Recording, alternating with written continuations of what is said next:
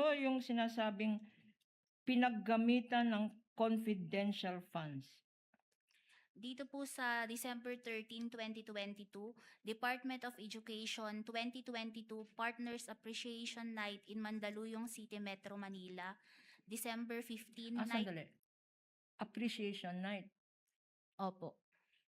Sa pagkaintindi mo, confidential activity ba yan? O nasa listahan ba yan Your Honor, ng confidential activities base sa joint circular? Based po dun sa enumeration kung saan gagamitin ang confidential fund, hindi po ito nakasama doon. Basahin mo pa yung iba. So hindi. Ano pa yung iba?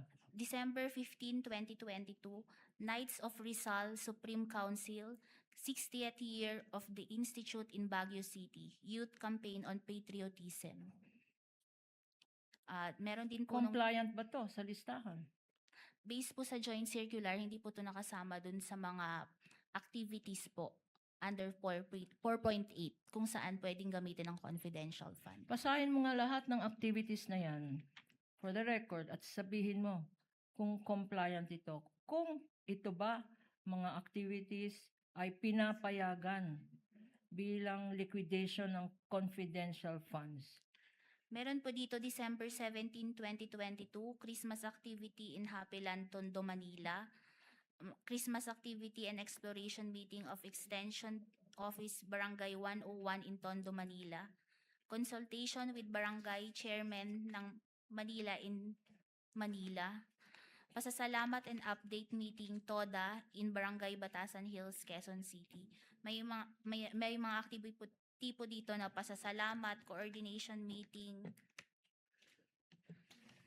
may mga tree planting po, distribution of wheelchairs, gift giving, medical mission, at iba pong activities ng mga satellite offices po ng Office of the Vice President. Sa joint circular na minention mo, can you remind us, ano ba talaga ang definition ng confidential funds?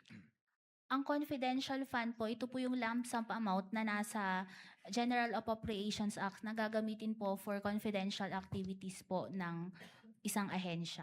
At itong binasa mo, tree planting, napakadaming Christmas party, napakadaming award ceremony, yan ba ay pinapayagan sa sinabi mong definition ng confidential funds? Hindi po. Hindi po. With the indulgence of Your counsel. Honor, please. With the indulgence of counsel. Ms. Eileen, maliban sa hindi pinapayagan o pasok sa pwedeng paggastosan ng confidential fund yung mga binasa po ninyo, yung gastos ay ginawa rin bago na encash yung cheque.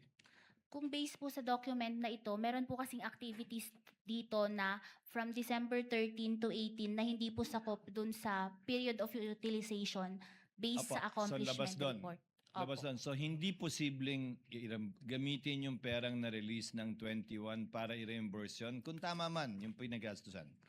Yes po, kasi under the joint circular po, meron pong portion doon na hindi po pwedeng gamitin for reimbursement yung pondo ng So confidential. prospectively lang. So yung mga activities na pwede lang ay 21 to 31. Opo, tama po.